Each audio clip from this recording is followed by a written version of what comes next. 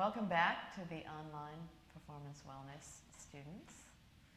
As you know, we are nearing the end of the class, and we have an exercise that we'd like you to participate in at home or wherever you are right now, and that's called behavioral rehearsal.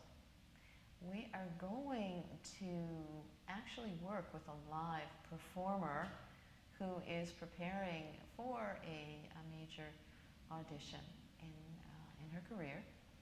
And so we're going to show you how to use all of the different performance wellness techniques that you've been practicing over the last few months in a very real-life performance situation.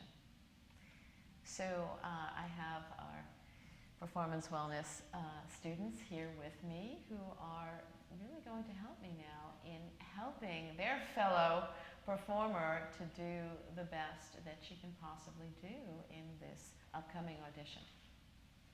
So thank you so much, Claire, for coming back and for volunteering for this exercise. Yeah.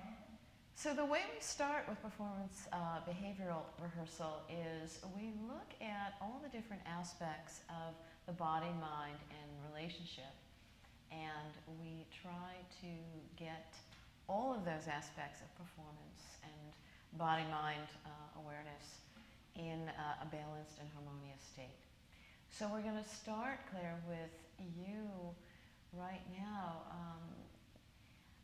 with imagining that you are in this audition situation.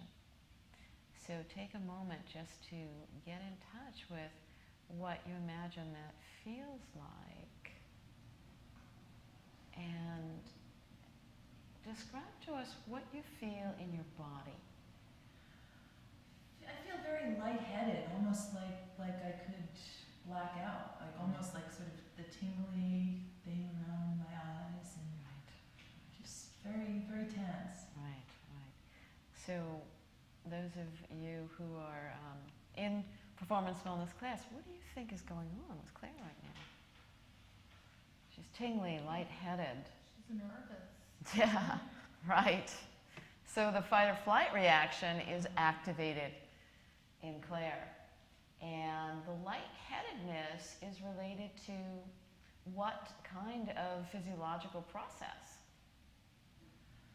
Well, breathing. You're not breathing, probably, right? Yeah. You might be holding your breath. Mm-hmm. What else is going on in terms of the lightheadedness? I just feel very much like you're talking about the fight or flight. I mean, that's what it feels like. Like I'm going to have to spring into action, and my body may or may not participate. Yeah, right. You don't really trust right now.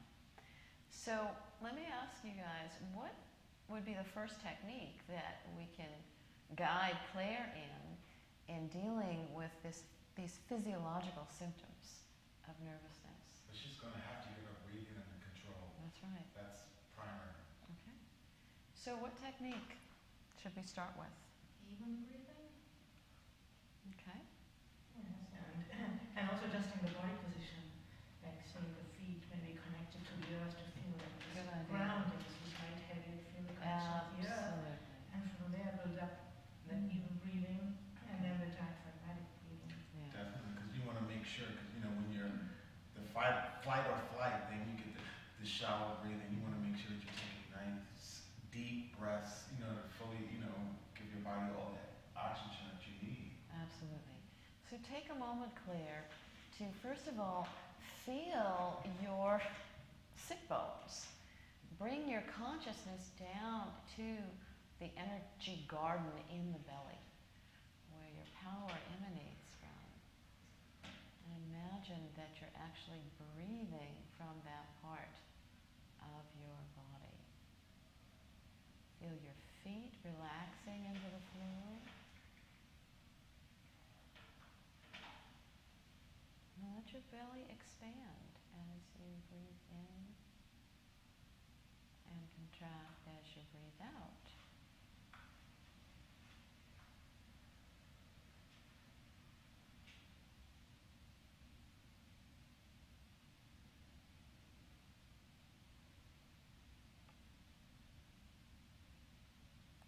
even breathing. Do you want to talk about that, Sarah? Well, it just means that you're breathing in the same amount of counts as you're breathing out. That's right. So give that a try, Claire.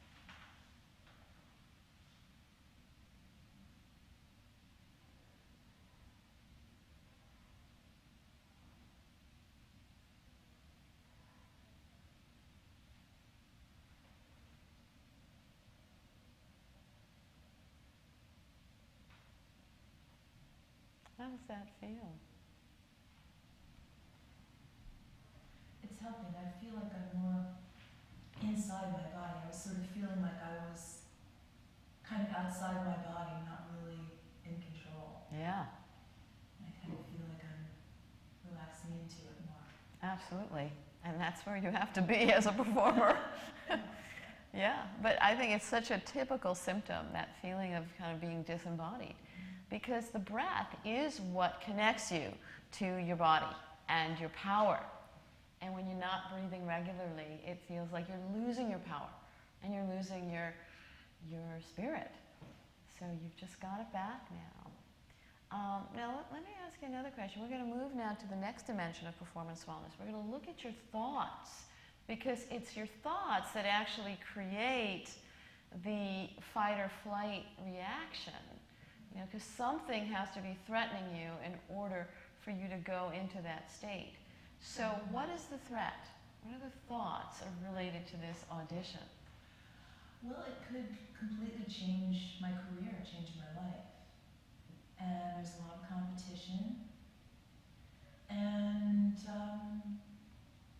I worry about being the age that I am. I know that the opportunities are, shrinking. There may not be many more like this. And I don't know what these people are looking for exactly. And I realize that part of it's out of my hands, but I want to be whatever it is that it takes to get this job. Right. Okay. So I'm guessing that some of the negative thoughts that you're feeling are, number one, if I don't do great in this audition, I am not going to get this gig, and I'm going to lose some major, opportunity in my life, in my career. What else did we hear? What other negative thoughts are related to this particular performance for Claire that you guys heard?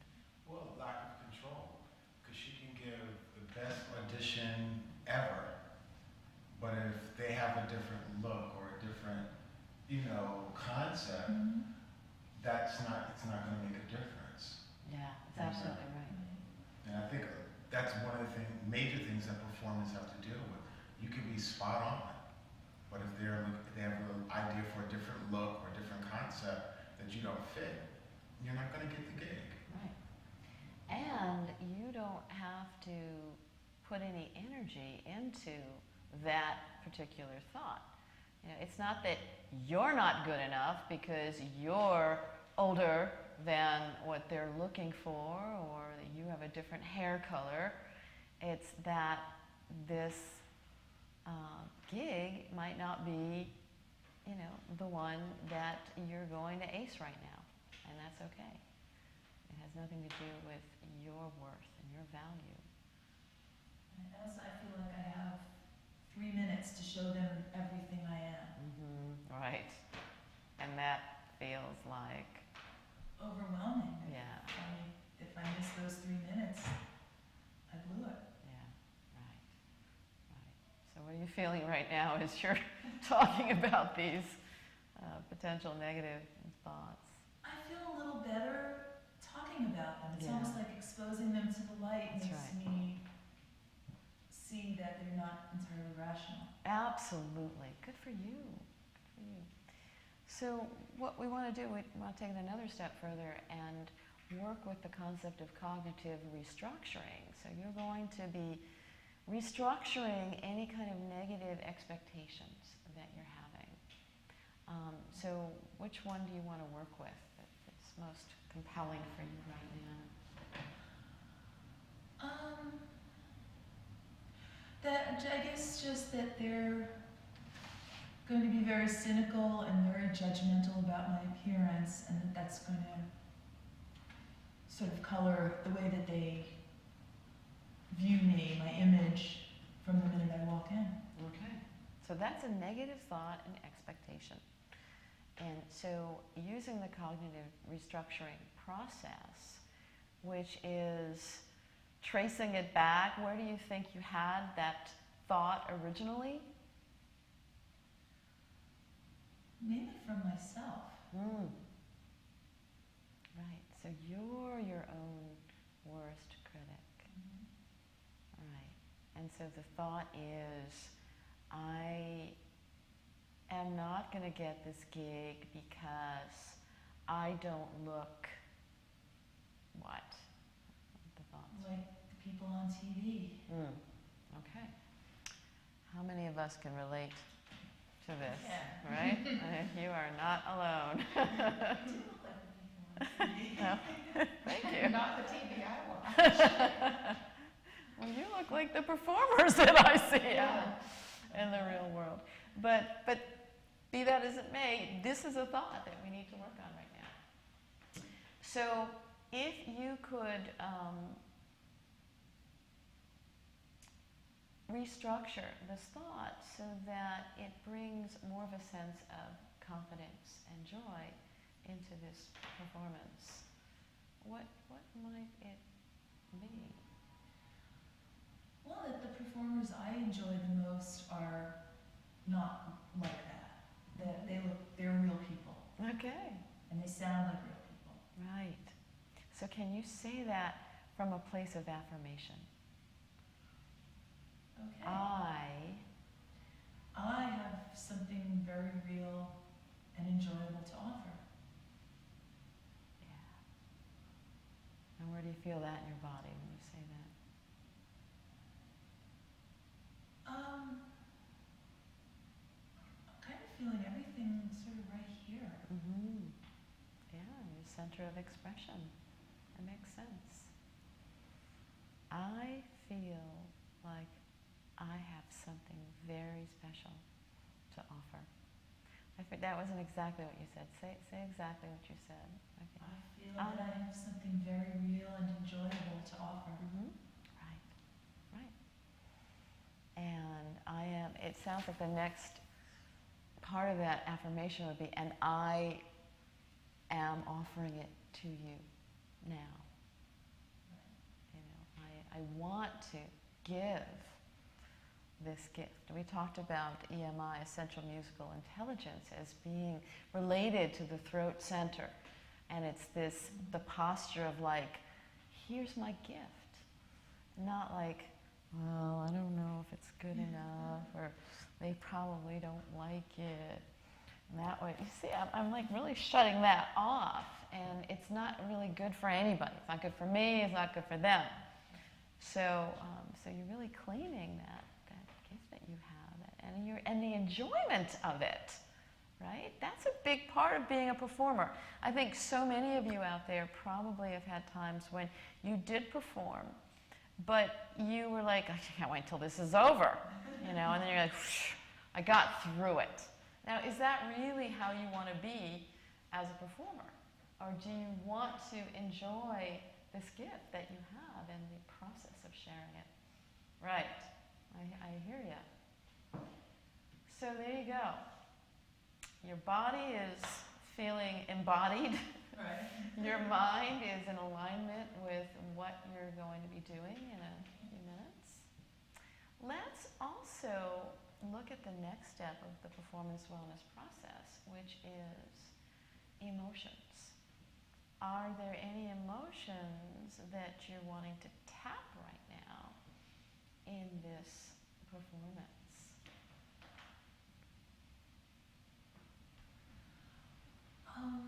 Yes, it's a song about my home, about the home I grew up in, and I guess the overwhelming emotion is love for my home and for my family. Wow, that's beautiful. So one of the techniques in performance wellness is visualization, which is a technique of really projecting yourself into a scenario that is related to your performance. So if you're singing a song about love, and you're singing a song about your home, that you're actually putting yourself in that scene. So take a moment to just visualize that you're actually looking at that scene, or you're in that scene of your home, and the love that you feel.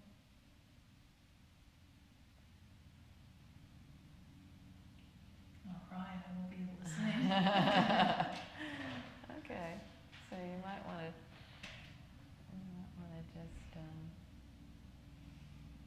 just acknowledge the feelings related to home.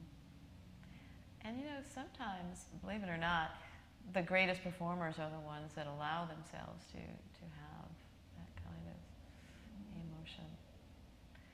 But at the same time, can you now bring yourself back to your breathing and the sense of having a job to do here?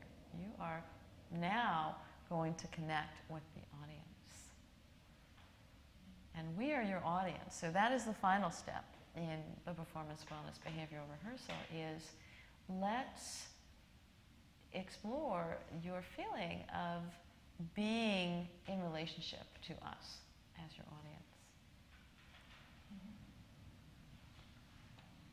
Well, it's very easy because you're all friendly faces. Yeah. So if we were auditioners, how would you want to relate to them? Imagine that we are people that are going to decide whether you get this gig or not. How would you want it to treat us? Well, I'd want to walk in and be friendly and just say hello and come across as someone who knows what they're doing, because I know I've been part of an auditioning team, and you can kind of tell whether someone knows what they're doing when they walk in. Mm-hmm. Yeah. Great. One of the things that I find is so important is seeing the auditioners as just real people. They are not out to get you. They are not going to destroy your career. They're people with problems. They're people that are probably also performers or were performers. They're people who maybe are having a bad day, and that has nothing to do with you. And more than anything, let me ask you guys, what does an auditioner really, really want from a performer? They want to show, and they want to find the person they're looking for. Right. They're not there to hurt anybody. They're there to really do their job as well. Right? And I think even from a higher level, everyone, auditioners and audience members, we want to be uplifted. We want to be sung to. We want to be, moved in some way.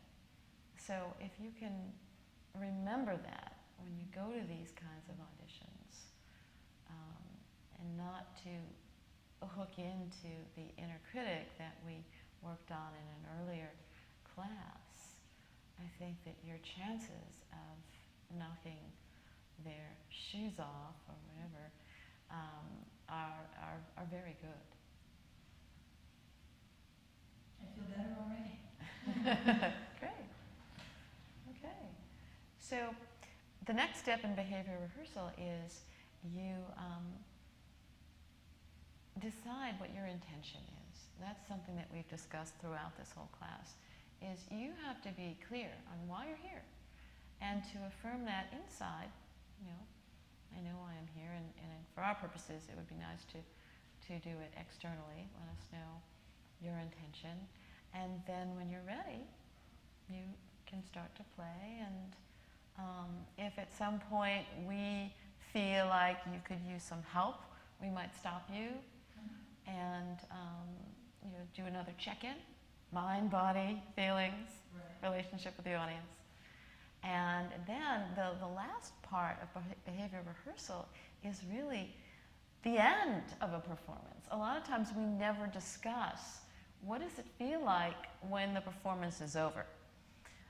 Many performers are like even more anxious afterwards because they're worried about, well, do they really like me? Am I going to get the job? And da, da, da. Or they're like, oh, I missed that one note and I hate myself and why do I always do that? Or, you know, or you might just be elated and thrilled.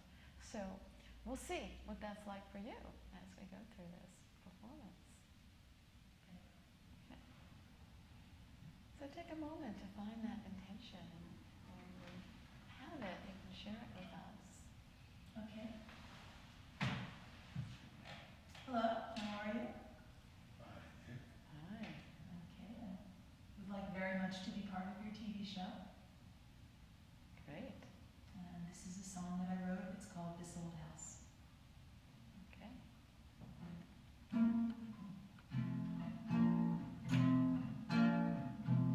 This old house isn't really that old, just a year older than me.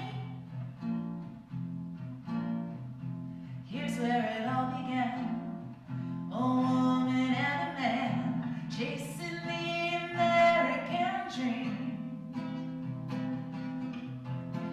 This old house, my shelter, my home. This old house, my blood, my flesh, my bones. Nothing lasts forever, but time stops whenever I remember this old house. Thank you very much. All right. So what's going on in your body right now? Well, at that point, I would turn and leave before I had a chance to say anything regrettable. And yeah, I feel pretty good. My voice worked. That doesn't always happen in that situation. And yeah, I would walk out of there feeling like, okay, I did it. It's done. Lovely. You should. You sounded great. Oh, thank you. Yes. The acoustics in here are Yeah, wonderful. yeah, yeah. And you really made eye contact with us, and you seem to be enjoying the process, I was. which, you know, I think is a major, it's a major sign of a performer who is really connected and wanting to share. So, yeah, very nice. Thank you. I know the eye contact thing has always been a little tricky for me. And that's another area where I had felt disconnected, like it's sort of like, okay, I'm doing this, but it's not really happening. Yeah. But I didn't feel that way this time. Yes, yeah. There's actually a word for that. It's called depersonalization. It's that you're not really there. And you're not really there because it's so terrifying to be there. And that's something that all of the performance wellness techniques can help you with that. It's very common because so many of us, particularly as children, have been terrified or traumatized in performance situations, and so we've learned how to depersonalize. We show up, we do what we do, but we're not completely there because if we were, we could get attacked. So, so that's something that it takes a little time to bring yourself back, and you don't have to deal with that anymore. Thank God. Right? And the eye contact also made this bridge, like the feelings of the song, no? But made it as if you were telling the story of that house and singing it in an artistic way, and the feelings just came over, connected. Well, I really felt connected to it. I mean, visualizing the house and my family the way I did, really, while I was singing it, it made me feel much more like I was part of it, Yeah. and less like I was just singing a song.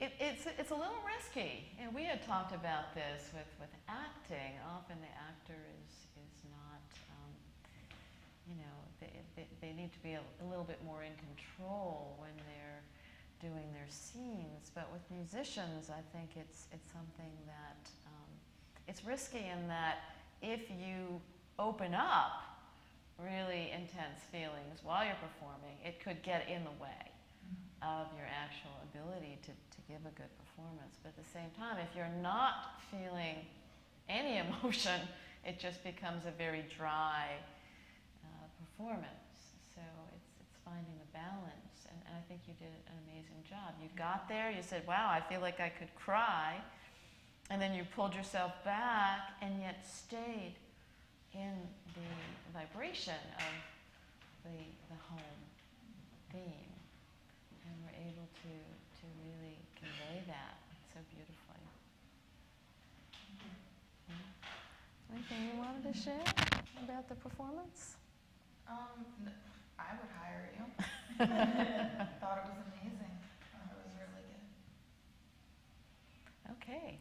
So those of you in the audience who are participating in class, you might want to try this with one of your friends or colleagues. And this way you'll gain more mastery in using the performance wellness model for performing to your fullest.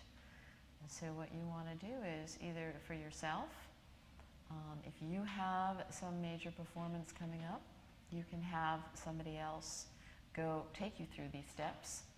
Or if you have a friend who is needing that assistance, it feels really good, doesn't it, to be able to know how to help people at every level of the performance process. There's one more piece of feedback for Claire that is coming from one of our students who was sitting on the opposite side of the room. And Jim, would you like to give us your experience of this performance? Sure. I was watching it, so I wasn't participating on either side. And I was really struck in the transformation that occurred before, during, and after the performance. Before the performance, even though she was among friends, there was a kind of nervousness and reluctance, an awareness that this test was about to occur, even though it was among friends. And I didn't so much notice that until after the performance, which was terrific and lively and confident. And after that, her voice changed and her attitude changed. She was more present, she was louder, more emotive. You could just tell that this had been lifted and replaced by someone who didn't have that in front of her. It was an interesting transformation. I think that's such a good point, Jim, that I think one of the reasons why we perform is because it is transformational, not just for the audience, but for ourselves. And it also goes back to a study that I did at NYU on pianists. I looked at their immunity before and after playing a piece of music that they really loved. I originally assumed that when people play music, they get healthier. When they perform something that they love, they actually, it's good for you. It's good for you, it's good for the audience. And so I took immune measures in these pianists before they performed and after, along with personality questionnaires and adjective checklists to see what was going on inside of them before and after the performance. And what I found is that the people that were like Claire, who was saying, I have some of these issues, but I'm really wanting to transform that and give my gift with joy to the audience. Those people actually had an increase in immunity after the performance. And when we tested audience members, they also literally had an increase in the way their immune system functions. Now, half of the people we studied had that reaction. The other half were the group that we called deniers. They were people that were like, I'm fine, I don't have any problems, I just want to get through this performance. Those people had a decrease in immunity. It's fascinating. They were repressing the thoughts, the emotions, the expectations, the affirmations that were going on for them at that time. And then after the performance, they just crashed. So it's something that really validates this kind of approach for all performers, that if you really don't want to get sick around the time of major performance events, you can't deny your feelings, you can't deny your thoughts, you can't deny your bodily symptoms. They are part of the performance. And when you really surrender to the fact that your body is the instrument, and your mind fuels this instrument, and your emotions give life to the performance, then you're going to have this very transformational experience. And the audience will benefit from that. It's really quite profound. Haven't you been in situations where you've been watching a performance and you start to not feel very well? You know, you start to feel like tired, or you're uncomfortable in your body. Well, the audience picks that up from the performer. We never think that that's true. We always think, oh, what's wrong with me? I'm so tired, or oh, there's no air in this room. But often we are in training with what's going on in the performer. So these are very important things to think about as you're moving forward in your own performance careers. So thanks for that feedback.